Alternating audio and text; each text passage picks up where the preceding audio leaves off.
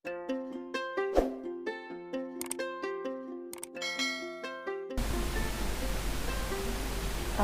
sebelumnya Assalamualaikum warahmatullahi wabarakatuh. Berjumpa kembali dalam mata kuliah IPA dasar. Hari ini kita akan melanjutkan pertemuan sebelumnya.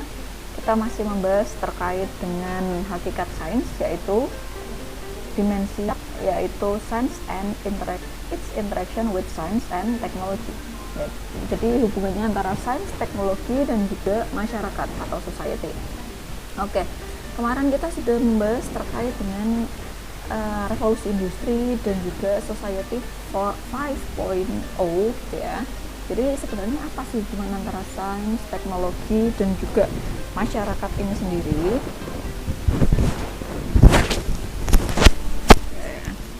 Jadi apa hubungan antara sains, teknologi, dan juga masyarakat?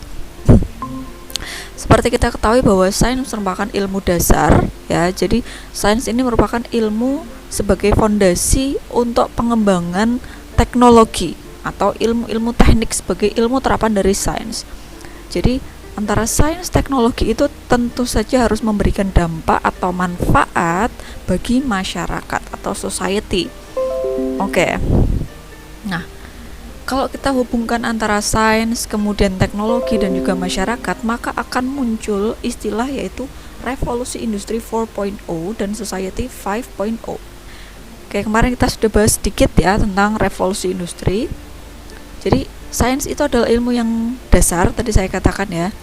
Kemudian evolusi yang masif dan sangat pesat di bidang ICT atau Internet Communication Technology, Information Communication and Technology, membawa perubahan yang sangat besar bagi kehidupan bermasyarakat dan juga industri di berbagai bidang kehidupan ya.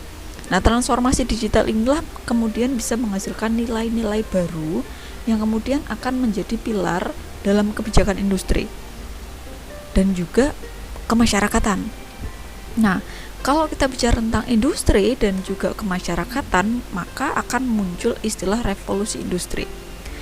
Sebenarnya kata revolusi industri 4.0 ini sekarang atau 4.0 ini sebenarnya masih merupakan sebuah istilah ya, belum benar-benar muncul ya.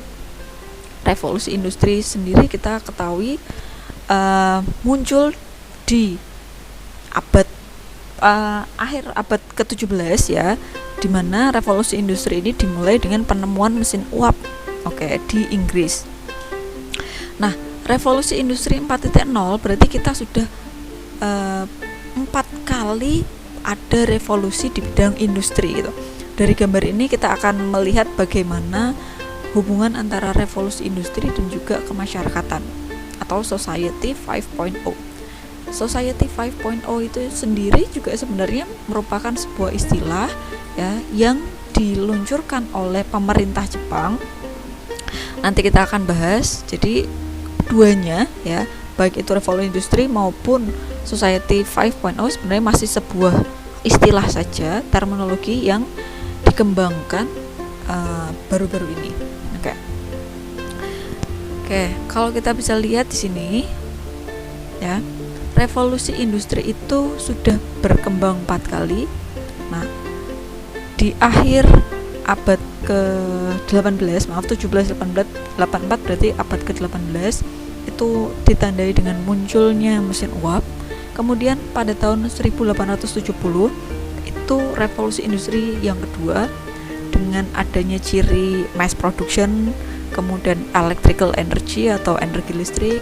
Kemudian pada abad ke-20 ya, itu masuk ke revolusi industri 3.0 yaitu automatization dan computers and electronic. Jadi penggunaan mesin-mesin elektronik, penggunaan komputer itu sebenarnya revolusi industri yang ketiga. Kemudian sekarang revolusi industri 4.0 itu sendiri kita sudah masuk ke ranah penggunaan Internet of Things atau IoT. Kemudian nanti muncul juga big data ya, automatisasi, bahkan muncul artificial intelligence atau kecerdasan buatan. Revolusi industri ini ya. 4.0 ini tadi saya katakan merupakan sebuah istilah yang pertama kali muncul pada Hannover Fair atau pameran Hannover di Jerman pada tahun 2011 ya, yang menggarisbawahi bahwa revolusi industri sudah muncul sebanyak 4 kali. Nah, secara fundamental revolusi industri ini bisa mengubah cara manusia berpikir, hidup, dan juga berhubungan ya satu sama lainnya. Nah, artinya dengan adanya otomatisasi, bahkan muncul robot, bahkan juga muncul big data, Internet of Things, industri itu nanti juga akan berdampak pada sosial kemasyarakatan. Nanti kita akan lihat apa hubungannya. Nah, era ini akan mendisrupsi berbagai aktivitas manusia dalam berbagai bidang, bukan hanya di bidang teknologi saja. Nah, kita ketahui sekarang sudah muncul berbagai macam platform digital, baik di bidang pendidikan, e-commerce. Kalian sudah bisa pesan tiket dengan Traveloka ya, jalan-jalan. Jadi kemudahan-kemudahan itu sebenarnya merupakan sebuah otomatisasi karena terhubung dengan Internet of Things. Kita bisa beli sebuah produk, misalkan kita beli di e-commerce tertentu, saya sebut saja mungkin ada Shopee, Lazada, Tokopedia dan lain sebagainya. Kita tinggal pilih, di situ sudah ada galeri atau istilahnya sudah ada banyak sekali produk yang ditawarkan, banyak sekali toko yang mereka punya produknya masing-masing gitu ya.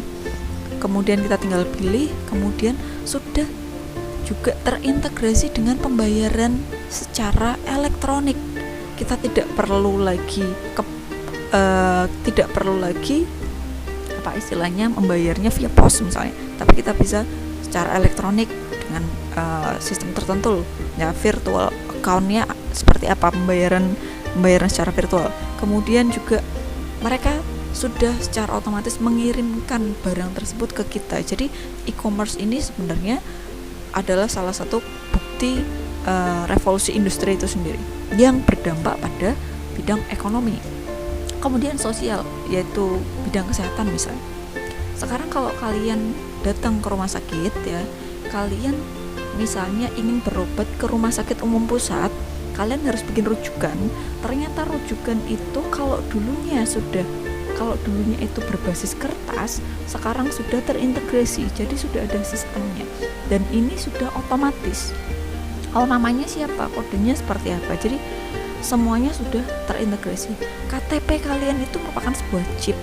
Nah, kalau di negara maju, chip yang ada di KTP itu sebenarnya bisa mewadahi berbagai macam data, bahkan data-data kriminal, riwayat kesehatan, kemudian riwayat pendidikan, semuanya bisa terakomodasi di dalam chip yang disebut dengan ID card. Tapi di Indonesia kita masih dalam rangka pengembangan itu. Oke. Politik. Nah, politik mungkin suatu saat kita akan melakukan sebuah pemilihan umum melalui sistem terintegrasi, artinya kita tidak perlu datang lagi ke bilik-bilik pemilihan. Nah, sekarang pun sebenarnya sudah terintegrasi ya. Jadi ada misalnya di Semarang sini siapa pemilihnya, nanti akan dihitung secara cepat gitu ya. Kemudian ternyata dari perhitungan secara cepat itu menghasilkan pemenangnya ini gitu kan. Nah, itu juga di bidang politik. Oke. Nah, industri 4.0 ini adalah integrasi dari CPS, Cyber Physical System. Jadi cyber itu terkait dengan internet. Kemudian Internet of Things and Services atau IoT dan iOS ke dalam proses industri meliputi manufaktur dan juga logistik serta proses lainnya. Jadi CPS adalah teknologi yang menggabungkan antara dunia nyata dengan dunia maya. Penggabungan antara dunia nyata dan dunia maya ini juga sekarang bisa kita gunakan dalam pembelajaran. Misalnya kita menggunakan virtual reality, kemudian augmented reality itu ya, itu adalah salah satu contoh penerapan teknologi penggabungan antara dunia nyata dan dunia maya. Kemudian penggabungan ini terwujud melalui integrasi antara proses fisik dan komputasi. Fisiknya ada dan juga komputasi, artinya ya dengan bahasa pemrograman tentu saja ya. Jadi nanti di abad 21 ini orang-orang yang menguasai pemrograman, menguasai komputasi, tentu saja mereka akan bisa sukses karena mereka terampil dengan penggunaan teknologi. Nah, aspeknya apa saja? Ada banyak sekali, mulai dari standarisasi sampai dengan rekayasa produk end to end. Kita tidak akan bahas terlalu mendalam. Oke. Nah, ini adalah beberapa framework atau kerangka teknologi digital di era industri 4.0 ini. Ada Internet of Things, ada smart sensor. Ya, smart sensor itu contohnya ketika kalian mau masuk ke bangunan mall itu ya, kalian masuk sudah ada sensor badan, kemudian kalian tinggal masuk saja, tidak perlu buka knop lagi gitu kan. Kemudian advance robotika sekarang sudah sangat membantu kehidupan manusia. Di Jepang sana robot itu sudah seperti layaknya manusia, mereka membantu kegiatan sehari-hari. Kemudian big data analytics. Big data analysis ini artinya kita menggunakan data yang luar biasa banyak dan ini bisa dianalisis dalam sekali waktu ya, bukan hanya 1000, 2000, bahkan jutaan. Kemudian 3D printing berarti mencetak tapi wujudnya 3 dimensi. Augmented reality itu tadi aplikasi dari CPS tadi ya, Cyber Physical System. Kemudian cloud computing itu ya penyimpanan komputasi di cloud, di awan.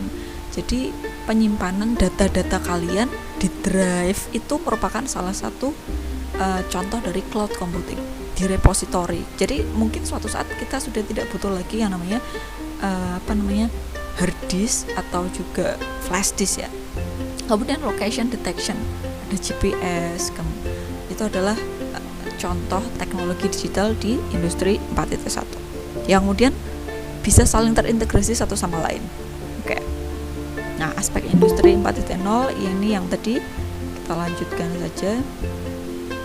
Kemudian potensi manfaat industri 4.0 yang pertama bisa mengembangkan produk menjadi lebih cepat, memperbaiki produktivitas ya. Tentu saja dengan perbaikan produktivitas ini akan meningkatkan investasi.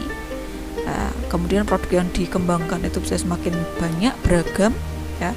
Kemudian terwujudnya kustomisasi massal dari produk. Satu produk karena sudah otomatis sekarang tidak lagi menggunakan tenaga manusia, maka bisa diproduksi secara massal, masif. Kemudian mampu memenuhi kebutuhan pelanggan secara individu. Proses rekayasa dan bisnis menjadi lebih dinamis. Artinya, revolusi industri 4.0 ini disebut dinamis karena mengikuti perkembangan teknologi. Oke. Oh, teknologi sekarang yang lebih sedang berkembang apa? Industri pun juga harus menggunakan itu. Mewujudkan proses manufaktur yang efisien, cerdas, on demand, dapat dikustomisasi dengan biaya yang layak. Jadi biaya produksi lebih murah, tidak terlalu mahal. Nah, kalau kita kaitkan antara revolusi industri 4.0 dengan society 5.0, tentu saja ada. Dengan kemajuan industri tadi, tentu saja akan menciptakan pola hidup bermasyarakat yang tentu saja harus sesuai ya. Society 5.0 ini sebenarnya konsep yang berbeda dengan revolusi industri. Dia one step ahead, satu tahapan lebih tinggi daripada revolusi industri ya, kalau kita lihat di bagian yang awal tadi. Society 5.0 ini biasa disebut dengan super smart society. Pertama kali disajikan dalam The Fifth Science and Technology Basic Plan oleh negara Jepang tahun 2016, jadi sudah 4 tahun. Konsep ini diasosiasikan dengan modernitas dan teori sosial. Kalau semakin modern teknologinya, maka bagaimana sosial atau teori-teori yang berkembang di sosial gitu ya. Maksudnya bagaimana kita bermasyarakat, bagaimana kita berhubungan dengan antar individu di masyarakat. Ya. Jadi apa sih kelebihannya? Benefit everyone regardless of age and gender. Dengan society atau super smart society ini bisa bermanfaat atau memberikan keuntungan yang banyak tidak mempedulikan lagi usia maupun gender ya. Jadi sekarang pekerjaan itu bisa lintas gender. Oke. Kemudian everyday life is happy and fun. Harapannya, comfortnya sekarang karena ada bantuan dari robot dengan segala kemudahan itu, kemudian bisa menciptakan kehidupan yang lebih fun, lebih menyenangkan dan membahagiakan. Harapannya seperti itu. Kemudian more convenient, safe and secure, lebih nyaman, lebih aman gitu kan, lebih kita terhindar dari berbagai macam bahaya. Karena apa? Security-nya lebih tinggi, sehingga high quality lives, kehidupan kita meningkat kualitasnya. Kemudian vitality, liberated from cumbersome work, effectively utilizing time, lebih efektif kita menggunakan waktu ya. Jadi harapannya modernitas dalam teknologi juga menghasilkan banyak manfaat di masyarakat. Nature of Society 5.0.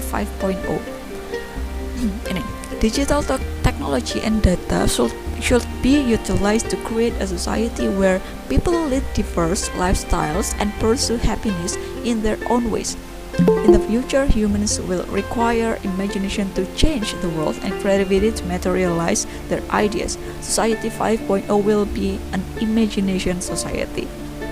Nah, saya tekankan bahwa society atau smart society, super smart society ini merupakan society yang diharapkan setiap orang, didamba-dambakan setiap orang ya. Bukan hanya perubahan penggunaan teknologi digital, tapi juga memberikan dampak terhadap nilai-nilai dalam kehidupan, moral khususnya. Ya, ada dampak positif, tentu saja ada dampak negatif. Sekarang kita lihat dampak negatifnya, ada pencurian data cyber, ada pencurian uang lewat internet account, banking account, kemudian juga pemalsuan berbagai macam identitas ya, penggunaan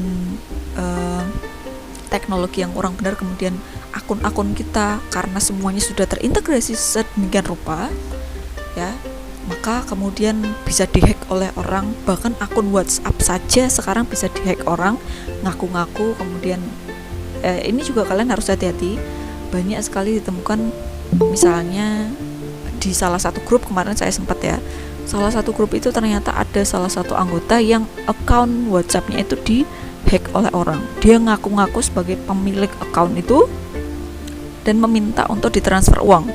Jadi sekarang istilahnya alibinya bukan cuma mamah minta pulsa, tapi juga menghack gitu ya. Dan harapannya dengan transformasi di bidang digital ini juga bisa sebagai upaya untuk problem solving atau memecahkan masalah yang muncul di era ini. Oke. Contoh dari Society 5.0 ini bisa pola pertanian yang ramah lingkungan, tatanan data sosial dan berbagai komponen kehidupan baru, benar-benar baru. Ini saya berikan gambar di sini adalah Society 5.0 di mana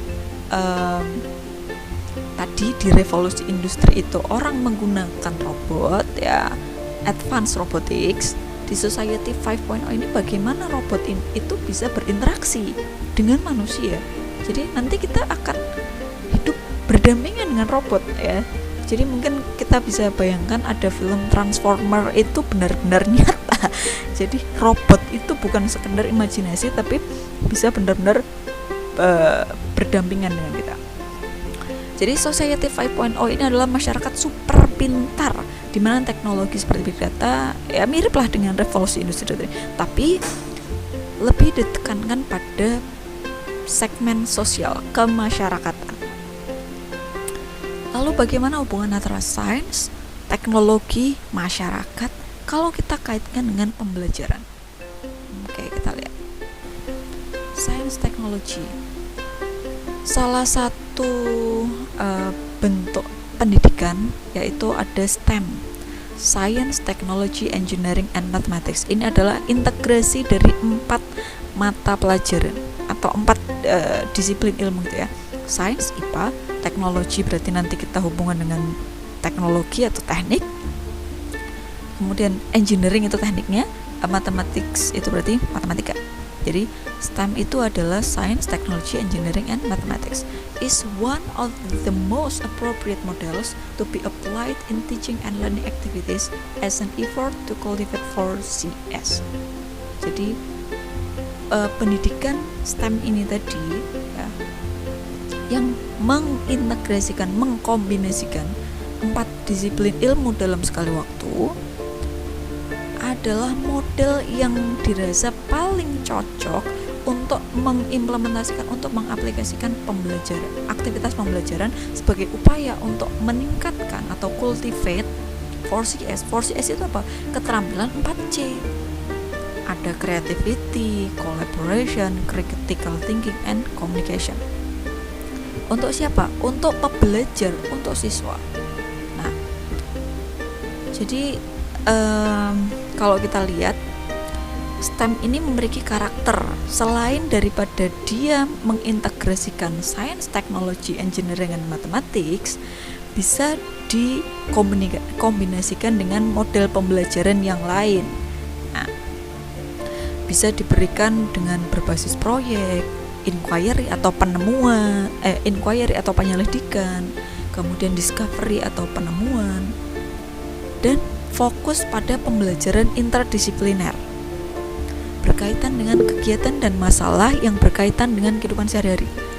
Harapannya dengan pembelajaran berbasis STEM ini, siswa itu sudah tidak asing lagi dengan ternyata kalau sains atau konsep sains seperti ini, kalau saya aplikasikan di bidang teknologi akan seperti ini.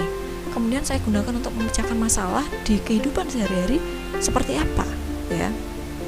Contohnya kalau kalian belajar tentang gaya, kemudian kalian belajar tentang usaha, kalian kaitkan dengan energi listrik, kira-kira kalau dikaitkan dengan